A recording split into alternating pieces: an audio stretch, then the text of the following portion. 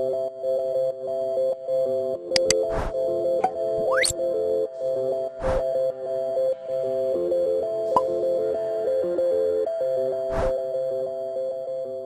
están? Los saluda nuevamente el ingeniero Luis Villar Navarro. En esta oportunidad vamos a presentar la sesión 2, que es relacionado a los extintores portátiles, basado en la NFPA 10. La NFPA 10, la cual tiene los siguientes 8 capítulos, y con el cual vamos a ir desarrollando esta sesión, analizando y revisando punto por punto todo lo relacionado a la instalación, a la selección, instalación y mantenimiento de extintores portátiles en los sistemas contra incendio. Bien, como punto número 1, tenemos que el alcance de esta norma está relacionado con la selección, con la instalación, inspección, mantenimiento, recarga y pruebas de extintores portátiles para el uso en sistemas contra incendio. Como objetivo de esta norma es que está utilizada para el cumplimiento de lo que se presenta en la misma, ¿no? Las unidades con las cuales se trabaja en este NFPA y en todas las NFPAs están bajo el sistema internacional. Como punto 3, saltamos el punto 2 porque en toda NFPA el capítulo 2 se refiere a todas las normas relacionadas que involucran, en este caso, a la NFPA 10. Lo mismo pasa con la NFPA 1, con la NFPA 2, con las tantas 500 normas o más que existen, en las cuales en el capítulo 2 está centrado en referenciar todas aquellas que de alguna u otra manera están relacionadas en elaborar la que se está estudiando, ¿no? Como punto 3 hay unas definiciones específicas que vamos a revisar, como por ejemplo la diferencia entre un cilindro de alta y baja presión está relacionado con un rango de 500 psi. Cuando un cilindro tiene el gas generado a mayor presión de 500 psi se considera como un cilindro de alta presión. En el caso contrario son cilindros de baja presión. El siguiente concepto que tenemos es el agente extintor, que es la sustancia que está dentro de cada extintor, que tiene como objetivo enfriar el combustible, cortar el suministro de oxígeno e interrumpir la reacción en cadena, puntos que habíamos visto en la teoría del fuego como la combustión, ¿no? Cuando hablamos de enfriar el combustible, específicamente estamos indicando que se reduce la temperatura del fuego debajo de su punto de ignición. En el caso de cortar el oxígeno, estamos asfixiando y creando una barrera entre el oxígeno y las llamas. Y cuando nos referimos a interrumpir la reacción en cadena, es cuando los agentes que tenemos dentro del extintor reaccionan con el calor, el combustible, para poder romper la generación a través del tiempo del fuego que pueda estar sucediendo. En el siguiente punto tenemos 7 tipos de agente que indica esta norma. Tenemos el agua en sí, el polvo químico seco, dióxido de carbono, espuma, agente químico húmedo, halogenados y polvo seco. El siguiente punto es un extintor todos los conocemos, todos los hemos observado, son equipos que están sometidos a presión para que en su accionamiento puedan expandir un agente extinguidor en este caso, ¿no?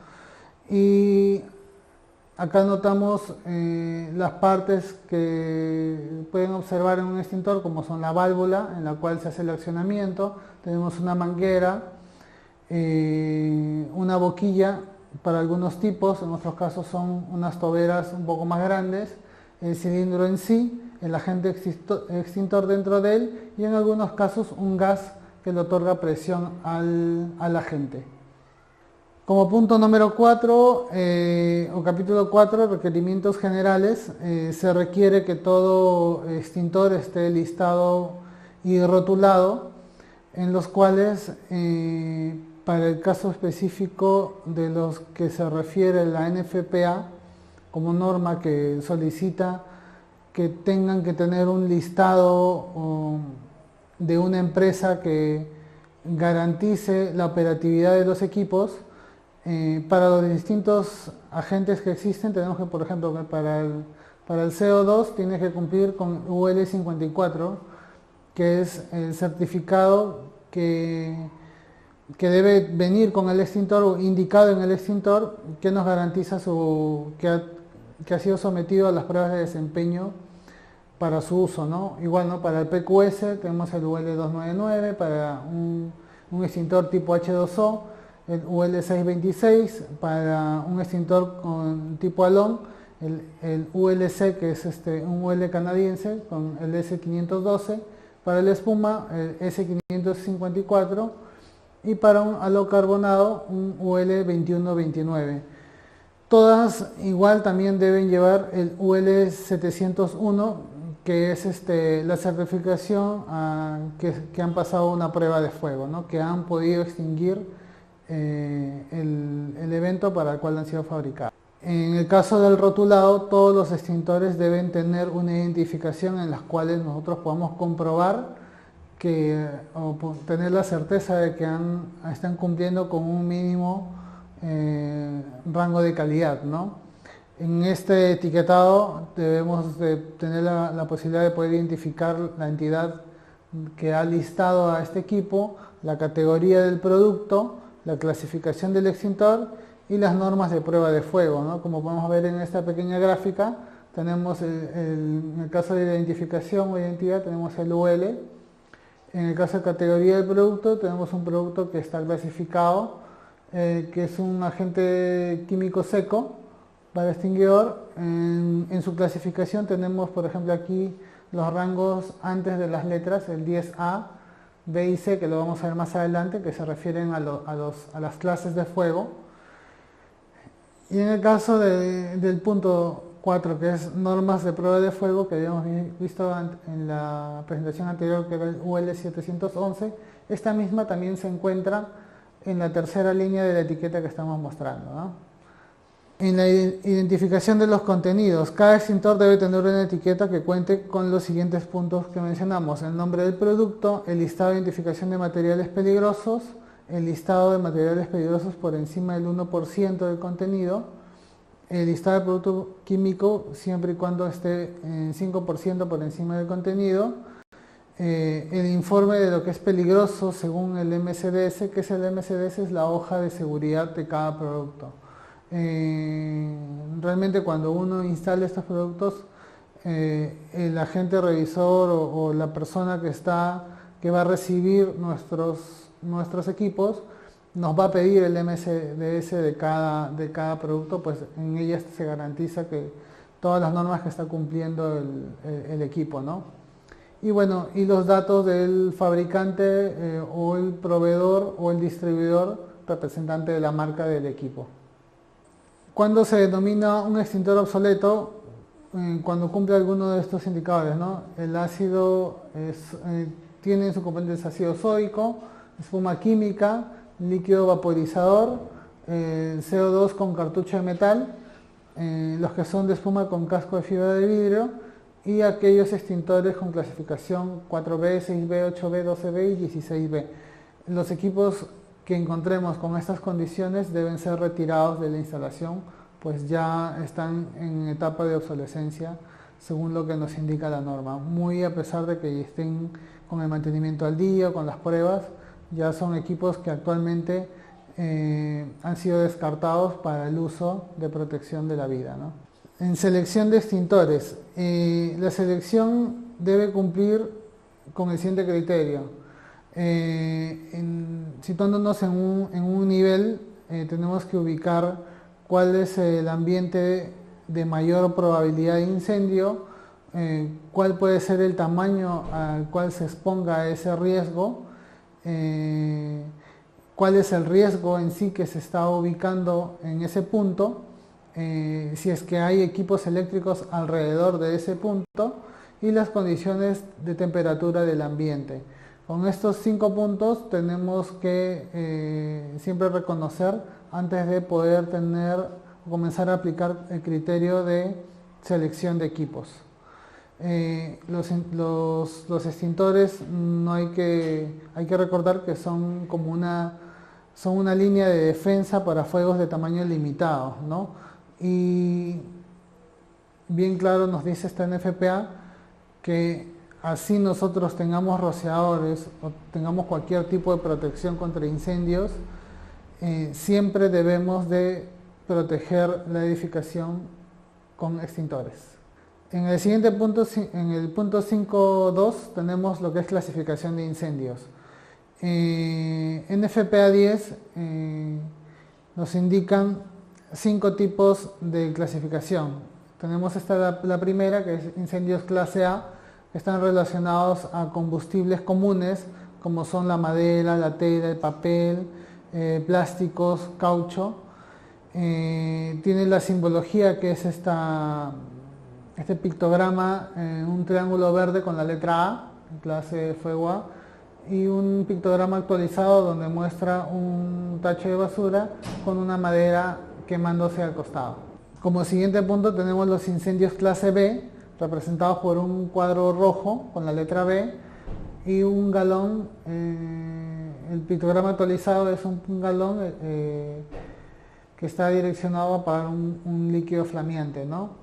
Aquí cuando nos referimos a incendios de clase B estamos hablando de grasas de petróleo, pinturas, aceites, disolventes, todos aquellos combustibles líquidos inflamables, como también pueden ser el alquitrán, pinturas de base de aceite, disolventes, lacas y cualquier gas inflamable.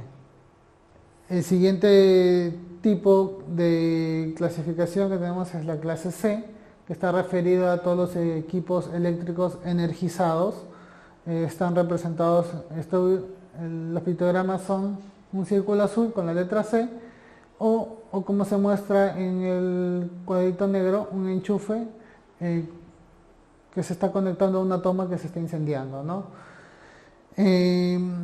¿Qué agrupación de elementos podríamos involucrar en un tipo de clase C? Televisores, computadoras, cajas fusibles, motores, transformadores, equipos de iluminación, equipos de sonido, y como dice ahí, siempre que estén energizados. Si estos equipos no lo están, ya estamos hablando de un incendio tipo A o tipo B, dependiendo del tipo de elemento que esté desenergizado, ¿no? Bien, la siguiente clasificación son los incendios de clase D, que está referido a los metales combustibles, entre ellos el magnesio, el titanio, circonio, sodio, litio y potasio, ¿no? Ellos, cuando son pulverizados, pueden generar riesgo de incendio. Su pictograma es una estrella amarilla con la letra D o una especie de rodaje incendiándose, ¿no? Y la última clasificación de incendios es la del tipo K, que están referidos a todo lo que son grasas animales y vegetales, principalmente presentados en la cocina porque son utilizados como combustible. Dentro del sistema de clasificación de extintores, el criterio se basa en colocar una letra que identifique la clase de incendio, sobre el cual el extintor tendrá su funcionabilidad, ¿no? Generalmente esto más está abocado a los de clase A y B, en los cuales se requiere un número que indique la efectividad de extinción. Para el caso del incendio clase C, D y K, no se requiere un número antes de estos indicadores, ¿no? Ahí tenemos un ejemplo de una marca del mercado en la cual tenemos el extintor multipropósito que presenta aplicabilidad para 3 tipos de fuego, el A, B y C, y notaremos en el recuadro rojo que a distintos rangos de capacidad de este tipo de extintor tenemos diferentes ratings de clasificación de fuego, ¿no? Por ejemplo, en el primero vemos el 1A con 10B, es decir, ese extintor tiene una capacidad de protección de una unidad de la A y 10 de la B y una de la C. Más adelante vamos a ver a qué se refieren estos indicadores. Siguiendo con el punto de clasificación de extintores, los extintores deben seleccionarse estrictamente para el riesgo que van a proteger. No se puede o no se debe utilizar un agente para un fuego distinto al cual ha sido fabricado. Eso nos genera peligro. El uso de extintores del tipo halogenado se limita para usos de extinción de fuego sin daño de equipos o áreas protegidas. Por ejemplo, en un data center podemos utilizar un equipo halogenado porque no va a malograr el equipo. Se deben considerar dentro de distintos tipos de extintores, hay algunos que tienen ruedas y esas se aplican cuando vamos a cubrir zonas de alto riesgo, cuando requerimos un mayor aumento de capacidad de agente extintor, y también cuando tengamos poca disponibilidad de personas que puedan atender cualquier evento que suceda, ¿no? Por ejemplo, en una industria, en un patio de maniobras, donde son áreas muy extensas, donde de repente el trabajo es automatizado y hay muy poco personal, es ideal utilizar extintores de gran capacidad con ruedas para poder tener o llevarlos hacia la zona donde se pueda originar algún riesgo. En el siguiente punto tenemos la clasificación de riesgos, ¿no? En FPA nos indica 3 parámetros: un riesgo leve, ordinario y extra. Básicamente están diferenciados en la cantidad de riesgo clase B que se encuentran en cada uno de ellos, ¿no? En primera instancia, en el riesgo leve ubicamos a eventos donde tengamos cantidades de elementos clase A o incendios de clase A de muy poca expansión de fuego, ¿no? Y en el caso de clase B se mide donde tengamos hasta 1 galón de combustible tipo clase B. Por ejemplo, ¿en qué usos podemos encontrar esto? En oficinas, o institutos, colegios, auditorios, iglesias, hoteles. Hoteles, si nos referimos a las habitaciones, ¿no? Sin embargo, tenemos que tener en cuenta que no necesariamente de cómo el área es usada va a determinar el tipo de riesgo. Siempre hay que revisar qué es lo que tenemos como combustible dentro de cada ambiente. En el caso de la siguiente clasificación, que nos referimos a la clasificación ordinaria, es cuando estas cantidades del fuego clase A son un poco mayores, y para la clase B tenemos entre 1 y 5 galones como acumulación de combustible. Por ejemplo, ¿dónde podemos encontrar este tipo de situaciones? En tiendas comerciales, en áreas de almacenaje para estas tiendas, en pequeñas fábricas, en tiendas de autos, estacionamientos, lavandería, cocina de restaurantes, almacenes de clase 1 o 2 con productos no combustibles que estén en canastas o envolturas de cartón corrugado. La siguiente clasificación es la de clasificación extra, donde ya las cantidades esperadas del tipo A son mucho mayores a las de la clase anterior, al de riesgo ordinario.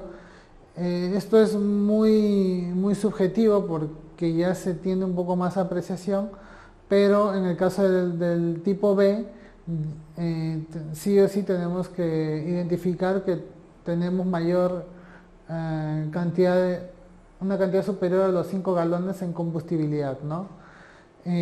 ¿Dónde podemos encontrar esta situación? Por ejemplo, en talleres de carpintería, talleres de servicio de autos, o áreas de fábrica para pinturas, o almacenes de líquidos inflamables, por ejemplo, ¿no? Vamos a indicar una situación, por ejemplo, en un restaurante. En un restaurante tenemos una zona de atención donde están las mesas que tienen manteles, pueden ser mesas de madera, luminarias básicas. No hay mucho elemento combustible, entonces aquí se protege con extintores direccionados a al fuego clase A. En el caso de la cocina, donde tenemos otras condiciones, tenemos grasas a altas temperaturas, utilizamos los extintores de clasificación K. Otro caso que ponemos, por ejemplo, es un hospital, en donde tenemos la zona de los pasillos, las oficinas, los cuartos de los pacientes, que por las condiciones que generalmente presentan podemos situarlos dentro de una clasificación de incendio tipo A. También podemos encontrar dentro de esta edificación un almacén donde estén los anestésicos inflamables. Estos tendrían que protegerse con un extintor clase B. Y si por ejemplo es un hospital de general tamaño, suelen tener cocinas en su zona de restaurantes, y estos deben estar protegidos con un extintor clase K. Los extintores deben proveerse tanto para la estructura como para el riesgo que ocupan. En el caso de la protección de estructura deben proveerse extintores siempre con el tipo clase A. Y en el caso de los riesgos de ocupación deberán ser clase A, B, C, D o K según el riesgo que podamos hallar dentro de cada edificación.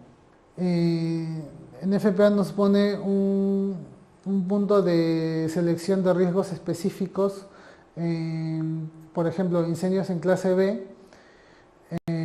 Tenemos que se pueden presentar incendios de líquidos inflamables presurizados o gases presurizados, y se deben utilizar siempre como mínimo una capacidad de 10 libras o mayor para extinguir este tipo de incendios, ¿no?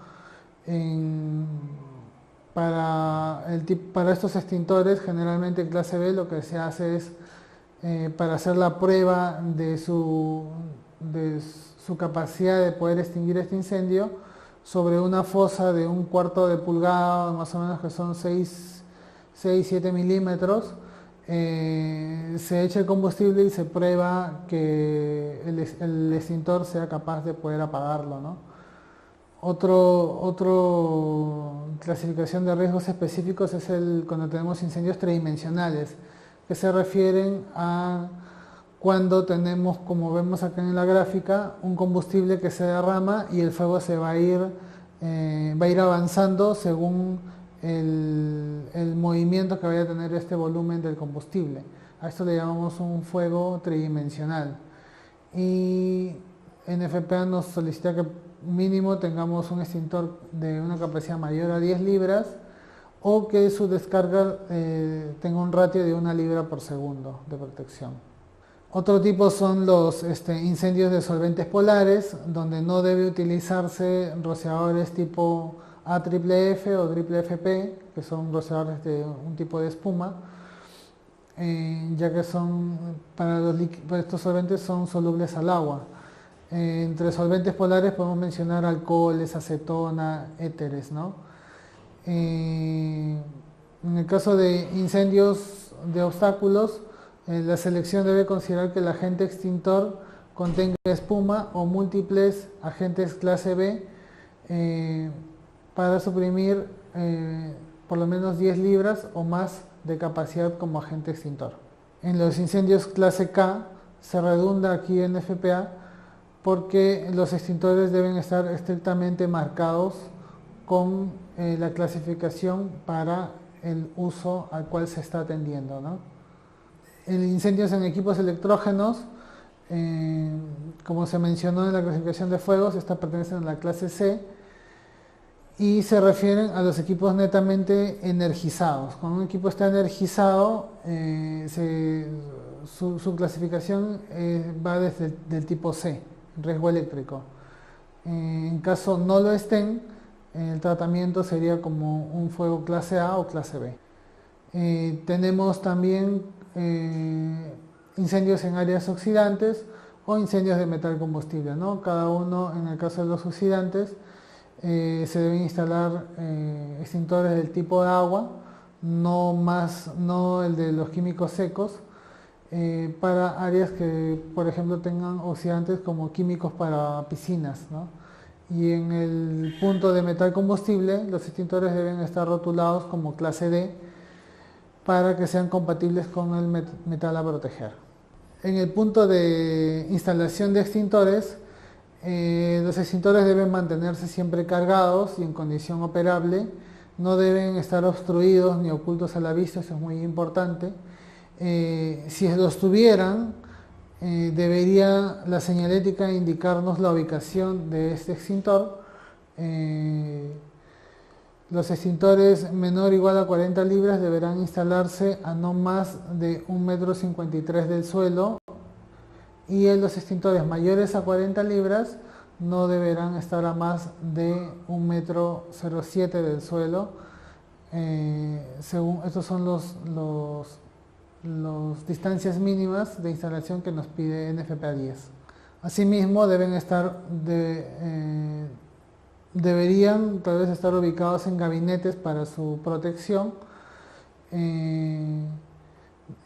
La ubicación de estos gabinetes deben ser como se indicó en la vista anterior, es decir, si es que no se pueden observar directamente, deben estar apoyados de señalética que nos lleven ante un evento a llegar más rápido al equipo, y no deben estar expuestos a altas temperaturas más allá del rango de lo que su etiqueta lo indica, ¿no? En el siguiente punto tenemos instalación para riesgos clase A. NFPA nos muestra este cuadro donde tenemos los 3 diferentes riesgos que podemos encontrar en una edificación: un riesgo ligero, moderado y extra, o como que indica, ¿no? Riesgo bajo, moderado o alto, ¿no? En los cuales tenemos que se requiere mínimo 2 unidades del tipo A para la clasificación de fuego A, y si estamos en la ubicación de riesgo ligero, esto cubre hasta 3.000 pies o 278 metros cuadrados, 1.500 pies para riesgo moderado o 159 metros cuadrados, o 1.000 pies cuando es riesgo alto o 93 metros cuadrados por unidad de A, ¿no? Todas tienen un área máxima de aplicación de 11.250 pies o 1.045 metros cuadrados, y tienen que respetar siempre un recorrido máximo de 75 pies o 22.9 metros. Desde cualquier punto yo tengo que tener 22.9 metros como máximo recorrido hacia un extintor. Y esta distancia o este espaciamiento máximo de 1.045 está basado justamente en esta distancia máxima recorrida de una persona hacia un extintor, ¿no? Ha sido evaluado, ha sido estudiado por el NFPA, y ellos nos sugieren cumplir con estas distancias al momento de seleccionar y ubicar cada tipo de extintor en un determinado ambiente. Aquí tenemos un cuadro que puede facilitar el tema de alcance por área según la unidad de A que tenga cada tipo de extintor. Como vimos en una vista anterior donde teníamos el modelo del extintor multipropósito ABC, teníamos varios indicadores, y ahí si regresamos vamos a poder notar que teníamos una unidad de A, 3 unidades de A. Dependiendo de la capacidad del extintor aumentan las unidades, y esto nos indica hasta cuánto puede proteger como área, ¿no? Aquí vemos en este tipo de extintor no hay una unidad de A, no tiene cobertura, 2 unidades de A, ¿cuánto representan?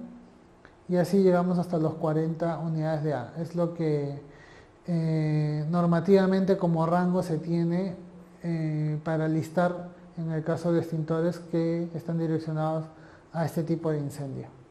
Por ejemplo, tenemos un piso de 137 metros por 46 metros. Esto nos da 4.500 metros cuadrados. Entonces lo que se tiene que hacer seguidamente es, según el riesgo, marcamos, ¿no? En el punto 2 tenemos nivel de riesgo ligero, ordinario o extra. En este caso, para este ejemplo, marcamos el ordinario.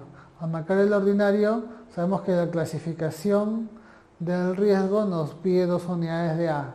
Entonces, 2 unidades de A, para riesgo ordinario, estamos hablando de 3.000 metros cuadrados, que vendrían a ser 279 metros. Si seguimos a la siguiente presentación, lo que hacemos es ahora, toda el área total la dividimos entre la cobertura que podría tener como máximo el extintor para el riesgo que se ha definido, por ejemplo los 6.000 y tantos metros entre los 279 nos dan 22.5. Se redondea al límite superior y lo que nos otorga este cálculo es que necesitamos como mínimo 23 extintores para proteger el área que tiene clasificación de riesgo moderado y un fuego del tipo A.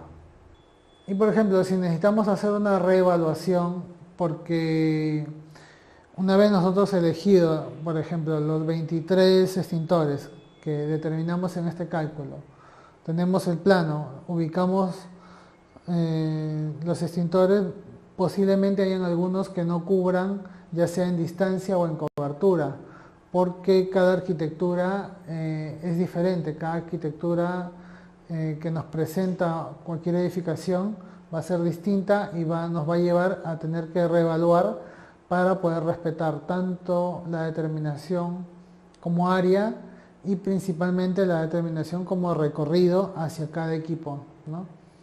Por ejemplo, si aumentamos en el siguiente punto, como se muestra, ¿no?, a 3 unidades de A un extintor, ya no voy a requerir los 23 extintores que se habían determinado, sino solamente 15, si lo que utilizo en este caso no son extintores de 1 unidad de A o de 2 unidades de A, sino de 3, porque a mayores unidades de A yo voy a tener mayor cobertura.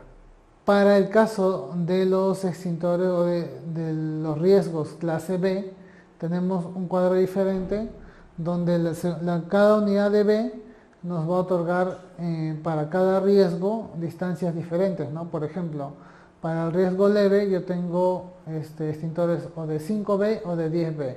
Si yo elijo el de 5B, mi distancia máxima a recorrer es 9.14. Si yo tengo un extintor tipo de 10B, para riesgo leve tengo que tener un recorrido de 15.25 metros. Entonces, estas distancias son parejas en los diferentes riesgos, pero lo que se aumenta es el rating de cada extintor, ¿no? Para riesgo leve de 5 hasta 10, de ordinario de 10 o 20 y de extra tenemos 40 y 80.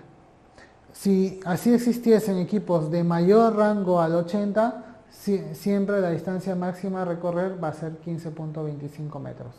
No hay mayor, en FPA restringe un poco eso a que no hay mayor posibilidad de ampliar este recorrido hacia los equipos o hacia este tipo de riesgos clase B. En FPA, dentro de este punto, también nos indica que se podrá utilizar más de un extintor de baja clasificación siempre que sean del tipo AFFF o FFP, ¿no?, que son extintores de espuma. No se permite poner extintores de riesgos líquidos inflamables de profundidad que sean los 10 pies de volumen, ¿no?, bueno, de área a proteger. Y si se encuentra si es que el recinto tuviera un personal entrenado o un equipo de incendios particular, podría ampliarse esta capacidad hasta 20 pies cuadrados, ¿no?, o casi 2 metros cuadrados de riesgo como incendio clase B. Y donde se instalen extintores de 125 libras, estos extintores con ruedas, la distancia no debe exceder de recorrido a 30.5 metros hacia estos equipos. Para las instalaciones de riesgos clase C, serán requeridos, como se indicó, en equipos netamente que estén energizados, ¿no?, hacia una fuente constante de energía. Y tener en cuenta que generalmente en este tipo de riesgos alrededor tenemos, alrededor de estos equipos generalmente siempre tenemos fuegos de clase A o clase B, entonces hay que tener en cuenta siempre para la evaluación de la ubicación todo lo que está relacionado a los equipos energizados. Para las instalaciones de clase D deben proveerse equipos con clasificación para fuego que involucren metales combustibles, identificar que esté adecuado para el metal que se va a proteger. La distancia no puede ser mayor a 75 pies o 22.9 metros, como en el caso de clasificación de fuego A, y deben ser considerados en áreas donde generen polvos de metal, combustible, escamas, virutas, astillas o similar, ¿no? Donde veamos esas condiciones y estén estos metales involucrados, debemos de tener un extintor con agente para fuego clase D. Para instalaciones de riesgos con clase K, deben proveerse equipos con clasificación para el riesgo que involucren a las cocinas que son combustibles. La distancia del recorrido no debe ser mayor a 9.15 metros para un extintor clase K. Y hay que considerar que los medios de cocina o los aparatos de fuego no sean mayores a 5 pies cuadrados o 0.14 metros cuadrados, ¿no? Nos referimos a las hornillas, a las freidoras, no deberían superar esas dimensiones. En punto 7 tenemos lo referente a la inspección, mantenimiento y recarga. Básicamente partiendo de que el propietario es responsable de la inspección, el mantenimiento y la recarga de los extintores. Las personas que realicen los trabajos netamente de mantenimiento y recarga deben ser personas certificadas por la marca del extintor o del equipo. Igual se permite que, si es que no están certificadas, estén en proceso de entrenamiento, pero que el supervisor de las personas que hagan el trabajo sí debería estar certificado. Los documentos siempre deben estar a la mano de la autoridad competente cuando así lo solicite. Por ejemplo, acá en el Perú, si nos cae INDECI, siempre nos va a pedir el certificado de mantenimiento de los extintores, muy aparte que tengan la etiqueta de inspección, ¿no? Tener en cuenta que cuando hablamos de certificado o certificación, esta se está referida al conocimiento estricto de la NFPA 10, que es la NFPA de selección, instalación y mantenimiento de extintores portátiles.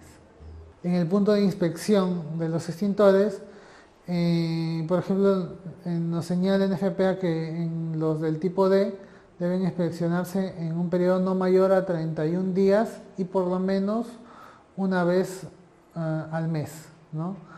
Y la inspección debe considerar ubicación, obstrucción o visibilidad del equipo, lectura del manómetro de presión del extintor, que el llenado esté determinado el llenado esté respecto al peso que tiene el equipo, y que si en el caso son equipos especiales, revisar las condiciones de las boquillas, las mangueras, si es que tienen llantas, las llantas mismas, las ruedas, las condiciones que puedan presentarse en cada equipo, ¿no?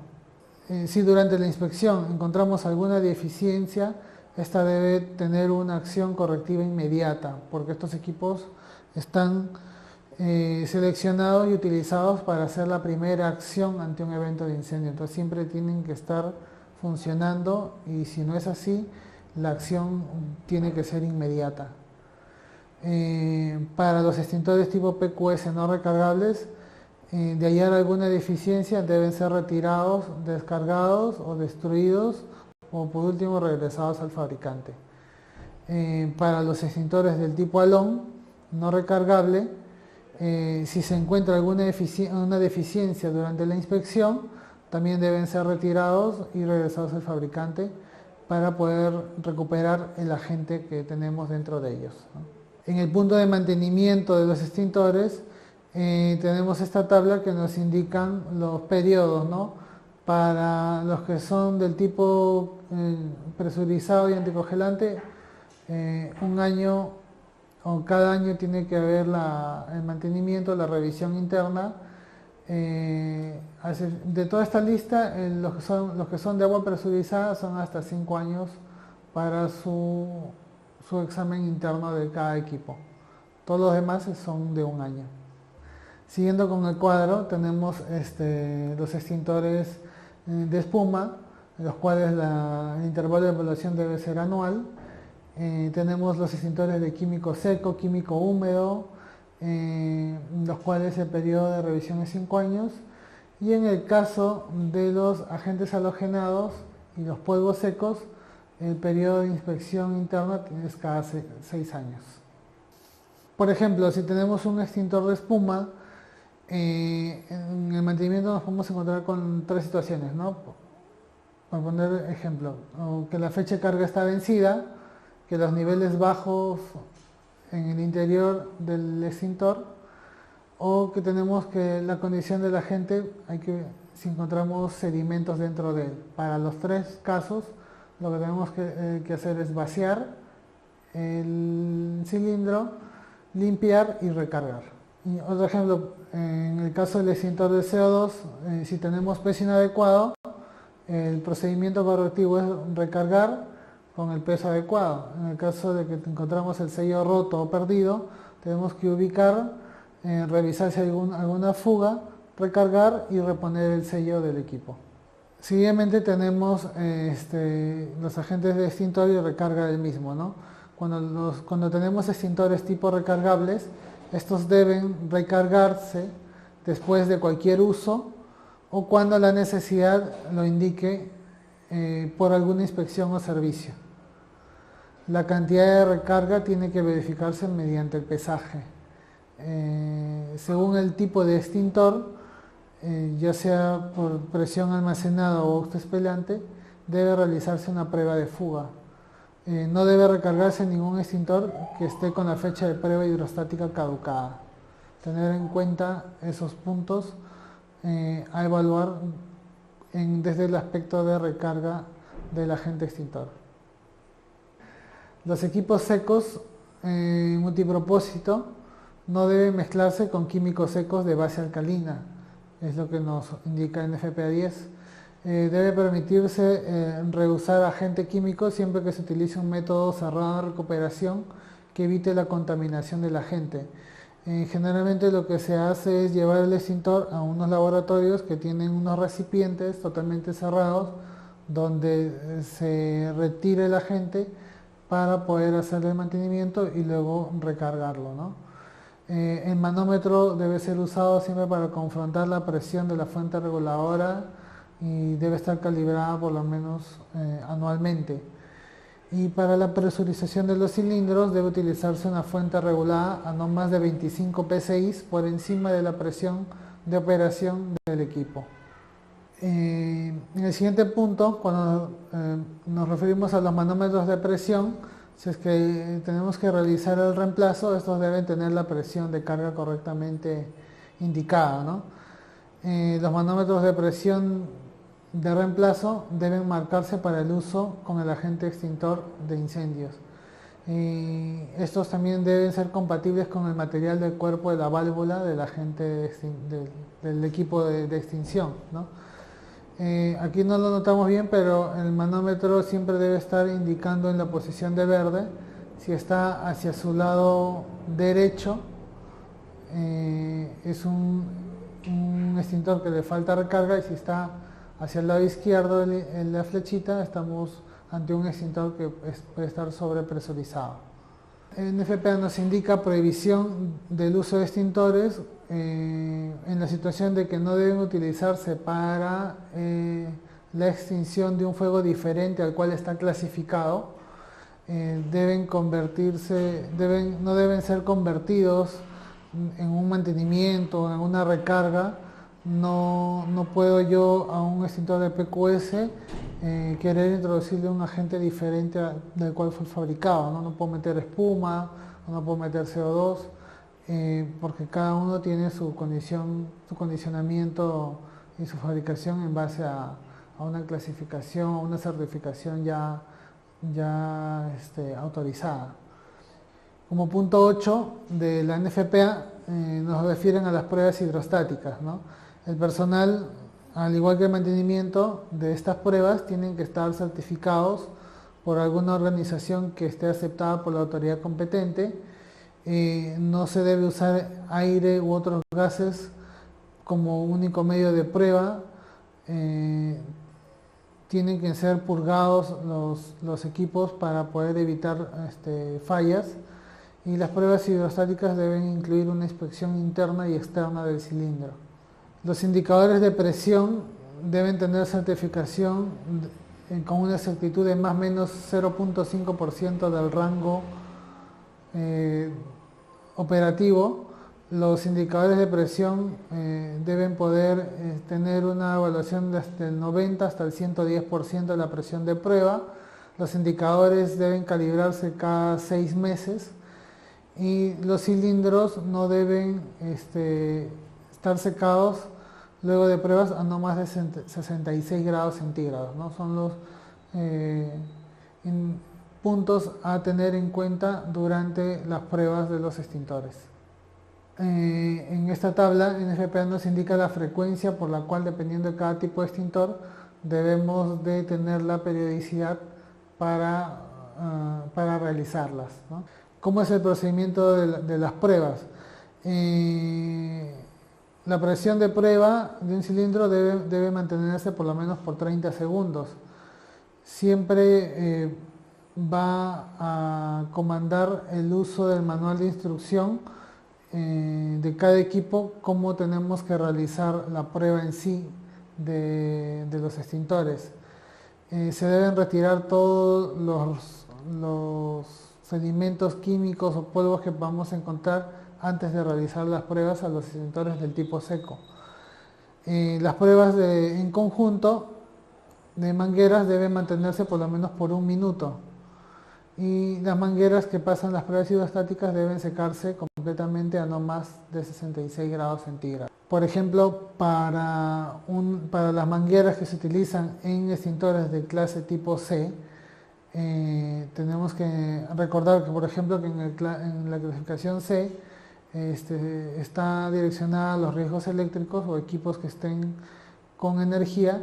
Lo que se hace es conectar de repente con una batería, una luminaria y 2 conectores, y revisar si es que no hay conductividad dentro de la manguera. Si pasa esa prueba, sigue siendo aplicable para un riesgo clase C. Este es una gráfica donde mostramos un procedimiento de pruebas para el secado de los cilindros. Tal como indica el NFPA, no debe ser mayor a 66 grados centígrados. En el punto de presiones de prueba, los extintores de baja presión y mangueras deben probarse según la indicación de cada fabricante. Los extintores de alta presión deben probarse a 5/3 de la presión de servicio. Los conjuntos de mangueras de CO2 deben probarse a 1250 psi cuando se requiera, y las mangueras de PQS deben ser probadas a 300 psi, ¿no? Por ejemplo, ahí vemos en la imagen una caja de pruebas donde se introduce el extintor y queda sellado y se inyecta presión para poder revisar o validar que estén adecuados para el uso, ¿no? Y también en el tema de las pruebas hidrostáticas, NFPA nos indica cuando los extintores son reprobados, ¿no? Esto es cuando un extintor no supere la prueba hidrostática, debe desecharse o debe destruirse, pues ya no es utilizable para la aplicación. Cuando el extintor esté condenado, es decir, que ya no pasó la prueba, se debe notificar al fabricante que ya no debe ser reutilizado en el caso de que se retorne, y tener en cuenta que cuando no han pasado la prueba, estos cilindros no pueden ser reparados, ¿no? Lo que hemos visto está referenciado netamente al uso, selección, diseño de extintores portátiles para riesgo de incendios. Muchas gracias y nos vemos en la siguiente sesión.